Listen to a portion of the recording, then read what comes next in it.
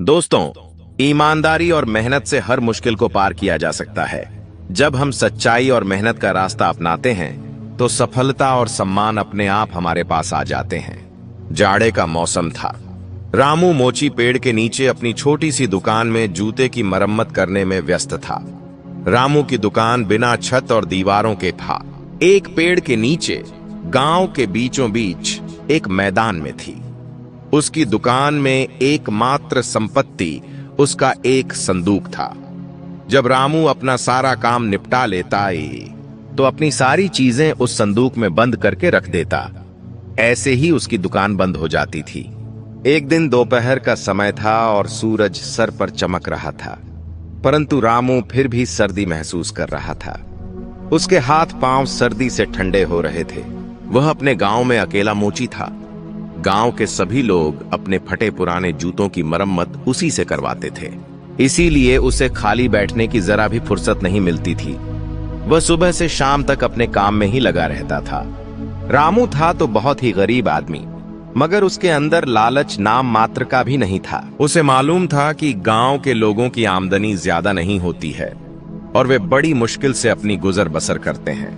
रामू भी गांव के ज्यादातर लोगों की तरह अनपढ़ था, परंतु उसे गांव वालों की गरीबी का पूरी तरह से एहसास था। इसलिए वह जूतों की मरम्मत के ज्यादा पैसे नहीं लेता था। ऐसा भी नहीं था कि उसे जूतों की मरम्मत के बदले में कुछ नहीं मिलता था। गांव के लोग उसे काम के बदले अनाज खराहा, सब्जी या कोई अन्य चीज उपहार में दे दिया करते थे। एक बार उसने गांव के एक जमींदार के बच्चों के लिए नए जूते बनाए। जमींदार ने खुश होकर उसके बदले में उसे एक गाय दे दी। उस गाय के कारण रामू और उसके परिवार को दूध की सुविधा मिल गई थी। रामू अपनी पत्नी और 2 बेटियों के साथ गांव में रहता था। घर चलाने के लिए रामू को बहुत सख्त मेहनत करनी पड़ती थी। उसकी पत्नी भी बेहद मेहनती और नेक औरत थी। वह घर संभालने के साथ साथ जमींदार के खेतों में भी काम करती थी, जिससे कुछ अतिरिक्त पैसे मिल जाते थे। रामू और उसकी पत्नी की कड़ी मेहनत के कारण ही उनका घर ठीक से चल रहा था। उनकी दोनों बेटियां छोटी थीं और गांव की ही पाठशाला में पढ़ाई करती थीं। दोनों पति पत्नी अपनी बेटियों से किसी काम में हाथ तक नहीं लगाने देते थे। रामू हमेशा अपनी बेटियों से कहता था, तुम बस पढ़ाई लिखाई करो, लेकिन फिर भी वे दोनों घर के छोटे मोटे काम कर देती थीं, जिससे रामू की पत्नी को बड़ी राहत मिल जाती थी। रामू का घर काफी लंबे समय से मरम्मत के लिए तरस रहा था। उनके घर में 2 कमरे थे और उनकी छतें बहुत कमजोर हो चुकी थीं। जब बरसात का मौसम आता तो पानी कमरों में टपकने लगता था। यह सोचकर रामू बहुत परेशान हो जाता था कि अगर सर्दियों में बरसात शुरू हो गई तो उनका क्या होगा। इस समस्या से निपटने के लिए रामू ने पैसे जमा करना शुरू कर दिया था। उसका इरादा था कि बरसात शुरू होने से पहले वह अपने घर की छत की मरम्मत करवा सके, मगर अभी तक उसने बहुत थोड़े पैसे ही जमा किए थे। यही कारण था कि वह सूरज डूबने तक काम में जुटा रहता था, ताकि कुछ और पैसे कमा सके और अपने घर की छत को ठीक करवा सके। आज दोपहर जब रामू अपने काम में व्यस्त था तो थोड़ी ही देर में उसकी पत्नी सुनीता उसका खाना लेकर आ गई। वह अपने साथ एक छोटी सी अंगीठी भी लाई थी जिसमें कोयले से आग जल रही थी। रामू अपनी पत्नी को खाने और अंगीठी के साथ देखकर बहुत खुश हो गया। वह मुस्कुराते हुए बोला, अरे सुनीता, तूने तो आज कमाल कर दिया। तुझे कैसे पता चला कि मुझे सर्दी लग रही है? सुनीता अपनी तारीफ सुनकर शर्मा गई और बड़े प्यार से मुस्कुराते हुए बोली, अजी, जैसी सर्दी यहाँ है वैसी ही घर पर भी है। मैंने सोचा कि आप सर्दी में काम कर रहे होंगे, इसलिए अंगीठी में आग जलाकर ले आई। यह कहकर सुनीता ने खाना खोलकर रामू के सामने रख दिया और बोली, आप खाना खाइए, मैं घर जा रही हूँ। दोनों बच्चियां पाठशाला से वापस आने वाली होंगी, उन्हें भी खाना देना है। रामू ने हंसते हुए कहा, ठीक है, तू जा, मगर सुनीता, यह भी सुन ले कि तू मेरी खातिर बहुत तकलीफ उठाती है। रामू ने अपनी पत्नी से कहा, मुझे इस बात का बड़ा ही दुख है कि मैं तुझे कोई सुख नहीं दे सका, पर तू देख, जैसे ही घर की छत की मरम्मत हो जाती है मैं फिर से पैसे जमा करूंगा और तेरे लिए सोने की बालियां और हाथों के कड़े बनवा दूंगा। उसकी पत्नी मुस्कुराते हुए बोली, तुम हमारे लिए सुबह से शाम तक मेहनत करते हो, भगवान का लाख लाख शुक्र है और मैं बहुत सुखी हूँ। हमारी बच्चियां पढ़ लिख रही हैं, मुझे ना तो बालियां चाहिए और ना ही हाथों के कड़े। अब तो यह सब पहनने ओढ़ने की बारी हमारी नहीं, बच्चियों की है। रामू उसकी बात सुनकर मुस्कुरा दिया और खाना खाने लगा। सुनीता प्यार भरी नजरों से उसे देखते हुए उठी और वहां से चली गई। रामू ने जल्दी से खाना खत्म किया और फिर से अपने काम में जुट गया। ज्यादा समय नहीं बीता था कि उसने दूर से एक आदमी को अपनी ओर आते हुए देखा। वह आदमी रामू के घर के पास वाले इलाके में रहता था और ईंटों के भट्ठे पर मजदूरी करता था। उसके हाथ में एक थैला था। पास आकर उसने वह थैला रामू के पास रख दिया। रामू ने मुस्कुराते हुए उससे पूछा, भाई कैसे आना हुआ? वह आदमी धीमे स्वर में बोला, रामू भाई, परसों दूसरे गांव के लड़के वाले मेरी बड़ी लड़की को देखने आ रहे हैं, इसलिए जूते की मरम्मत करवाने आया हूं। लड़के वाले आएंगे तो इन फटे हुए जूतों में उनके सामने जाने में शर्म आएगी। यह कहते हुए उसने अपना पैर आगे बढ़ाया। रामू ने देखा कि उसके पहने हुए जूते बुरी तरह फटे हुए थे। फिर उस आदमी ने थैले में रखे जूते निकालकर रामू के सामने रख दिए और कहा, ये भी ठीक कर दो। रामू ने खामोशी से थैला उठाया और उसमें से जूते निकाले। वह ध्यान से जूतों को देखने लगा। ये जूते भी बिल्कुल खस्ता हाल थे। ऊपर का चमड़ा बहुत पुराना हो चुका था, मगर अभी तक फटा नहीं था। रामू ने जूते पलटकर देखे तो पाया कि दोनों जूतों के तल्ले फटे हुए थे। रामू की अनुभवी उंगलियों ने जूतों के चमड़े को छूकर महसूस किया। उसने अंदाजा लगाया कि ये जूते हिरण की खाल के बने हुए थे, जो बहुत ही नरम, मजबूत और हल्की होती है। लेकिन रामू ने एक और बात नोटिस की। हिरण की खाल के जूते हल्के और फुर्तीले होने चाहिए, मगर ये जूते कुछ ज्यादा ही वजनदार लग रहे थे। रामू ने जूतों की मरम्मत में छिपी चुनौती पर ध्यान नहीं दिया और शांति से उन्हें देखता रहा। जब उस आदमी ने देखा कि रामू जूतों को इतने ध्यान से देख रहा है, तो वह थोड़ा परेशान हो गया। उसे डर था कि कहीं रामू इतने पुराने और फटे जूते देखकर उनकी मरम्मत करने से मना न कर दे। कुछ शर्मिंदगी से वह बोला, बड़े भाई, ये जूते बहुत पुराने हैं। इन्हें मैंने घर में पड़े हुए पुराने सामान में से निकाला है। ये जूते मेरे दादा के थे। किसी जमाने में ये बहुत ही अच्छी हालत में थे, लेकिन दादा की मौत के बाद मेरे पिता ने इन्हें पहन पहन कर इनका यह हाल कर दिया है। अगर मेरी बेटी के रिश्ते की बात ना होती तो मैं कभी भी ऐसे फटे पुराने जूते लेकर तुम्हारे पास नहीं आता। बस इतना समझ लो कि यह इज्जत का सवाल है। लड़के वाले आएंगे और मेरे पास अच्छे जूते नहीं हैं। उसकी बातें सुनकर रामू गंभीर हो गया। वह धीरे धीरे बोला, भाई, ये जूते हिरण की खाल के बने हुए हैं। हिरण की खाल से बने जूते बहुत कीमती होते हैं। रामू ने मुस्कुराते हुए कहा, तुम्हारे दादा तो काफी पैसे वाले रहे होंगे? उस आदमी ने गर्व से कहा, हाँ, वो बहुत बड़े जमींदार थे। इस गांव की बहुत सी जमीनों के मालिक वही थे, लेकिन उनके मरने के बाद मेरे पिता ने सारी जमीन बेच दी। उन पैसों को उन्होंने दोस्तों के साथ मौज मस्ती में उड़ा दिया। नशा पत्ती करने में भी पैसे बर्बाद कर दिए। अगर वह संभल कर चलते तो आज हमारा यह हाल नहीं होता। पूर्वजों की गलतियों की वजह से ही मुझे आज ये तकलीफ भरे दिन देखने पड़ रहे हैं। रामू ने उसकी परेशानी को समझते हुए उसे तसल्ली दी।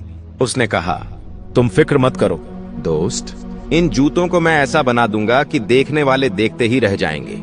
लड़के वालों को भी यकीन नहीं होगा कि ये जूते इतने पुराने हैं। रामू की बात सुनकर वह आदमी कुछ राहत महसूस करने लगा। उसने नजरें झुकाकर धीमे स्वर में कहा, रामू भाई, एक बात और है। जूतों की मरम्मत के पैसे मैं बाद में दूंगा। अभी तो लड़के वालों के खाने का इंतजाम भी नहीं हो पाया है। अब ईंटों के भट्ठे के मालिक के पास जाऊंगा, शायद वो मुझे कुछ रकम उधार दे दें ताकि मैं खाने का इंतजाम कर सकूं। रामू ने मुस्कुराते हुए कहा, देखो भाई, जैसी तुम्हारी बेटी वैसी ही मेरी बेटी। तुम फिक्र मत करना। भट्ठे का मालिक तुम्हें उधार दे या न दे, मेरे पास चले आना। मैंने बरसात में छत टपकने की मरम्मत के लिए कुछ पैसे जमा किए हैं। मरम्मत तो बाद में भी हो जाएगी। उन पैसों को तुम अपना ही समझो। बस आराम से लड़के वालों की दावत का इंतजाम करना। रामू की हमदर्दी भरी बातें सुनकर उस आदमी का दिल भर आया और उसकी आंखें नम हो गईं। उसने रामू को ढेरों दुआएं दी और वहां से चला गया। अब यह गांव की एक बेटी की शादी का मामला था, इसलिए रामू ने अपने बाकी काम रोक दिए और तुरंत उन जूतों की मरम्मत में जुट गया। जूतों की हालत बहुत खराब थी। उनके तल्ले पूरी तरह से खराब हो चुके थे और बीच में से बुरी तरह टूटे हुए थे। रामू ने अपनी संदूक में से सबसे महंगा और मजबूत तल्ला निकाला। यह वही तल्ला था जिसे वह आमतौर पर गांव के अमीर जमींदारों के जूतों में लगाया करता था। शाम होते होते रामू ने अपने काम को पूरी लगन और मेहनत से पूरा कर लिया। जूते बिल्कुल तैयार हो चुके थे और उनकी चमक ऐसी थी कि देखने पर लग रहा था मानो वो नए ही हों। रामू ने अपनी सारी चीजें संदूक में बंद की और उसे कुंडी लगाई। फिर उसने जूते का थैला उठाया और अपने घर की तरफ रवाना हो गया। घर जाते समय उसके चेहरे पर एक मुस्कुराहट थी। उसका कदम तेजी से उठ रहा था और उसके चेहरे पर जोश साफ नजर आ रहा था। ऐसा लग रहा था जैसे वह जल्दी जल्दी अपने घर पहुंचना चाहता हो।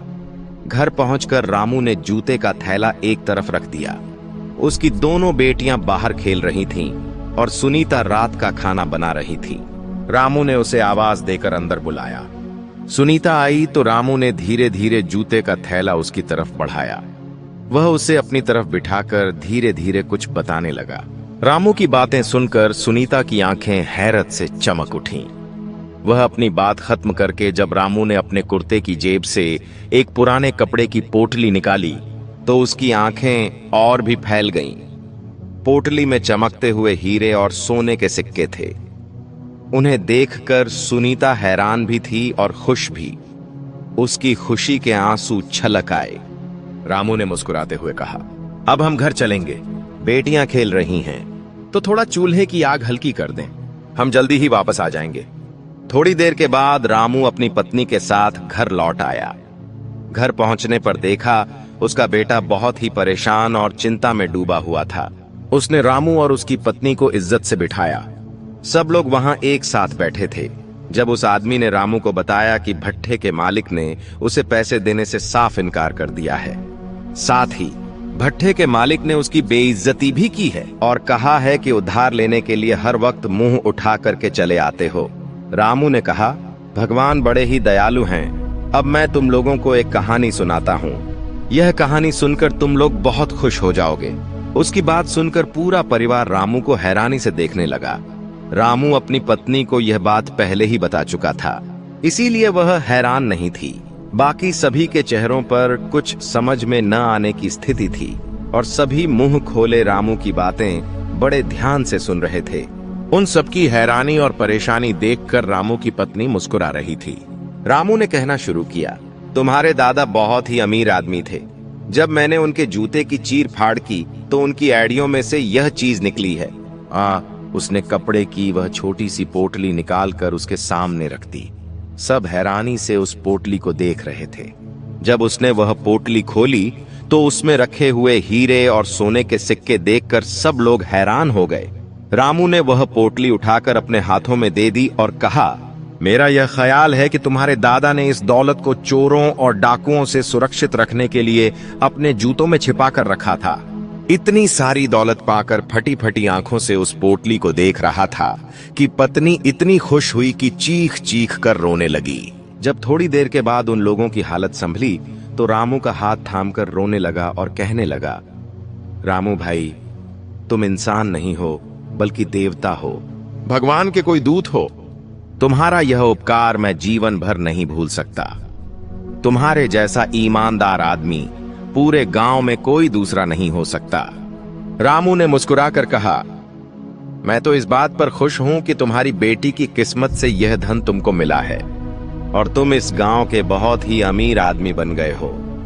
इन हीरे को बेचकर जो भी धन मिलेगा उससे तुम पहले तो अपनी बेटी की शादी करना थी, फिर कोई अच्छा सा कारोबार शुरू कर लेना। थोड़ी देर के बाद रामू और उसकी पत्नी अपने घर को चल दिए। रास्ते में रामू की पत्नी ने कहा, आपको यह ईमानदारी किसने सिखाई? आप तो चाहते भी तो इस कीमती खजाने को छुपा भी सकते थे। किसी को क्या पता चलता? उसे बेचकर आप घर की छत को मरम्मत करवा सकते थे, उसे ठीक करवा सकते थे और अपने व्यापार को बढ़ा सकते थे। मेरे लिए सोने के जेवर भी बनवा सकते थे। रामू उसकी बात सुनकर हंसा और फिर सीना तान कर कहने लगा, हमारे घर की छत भी मरम्मत होगी और तेरे जेवर भी बनेंगे। यह सब मैं अपने हाथ से कमाए हुए पैसे से करूंगा। उसकी बात सुनकर पत्नी खिलखिला उठी और बोली, मैं और मेरी दोनों बच्चियां बहुत भाग्यशाली हैं। मुझे इतना अच्छा पति मिला और बच्चियों को इतना अच्छा पिता मिला है। अपनी तारीफ सुनकर रामू शर्मा गया। अपनी शर्म को छिपाने के लिए वह झूठ मूठ के गुस्से में सुनीता से कहने लगा, सुनीता जरा तेज चल, मुझे भूख लग रही है, घर जाते ही खाना खाऊंगा। सुनीता समझ गई कि उसकी तारीफ सुनकर रामू शर्मा गया है। वह मुस्कुराई और तेज तेज कदमों से चलने लगी। दोनों पति पत्नी एक बार फिर से अपने काम में व्यस्त हो गए। कुछ समय के बाद रामू ने इतना पैसा इकट्ठा किया कि उसने अपने घर की छत की मरम्मत भी करवाई और अपनी पत्नी के लिए उसके हाथ के कड़े और जेवर भी बनवाए।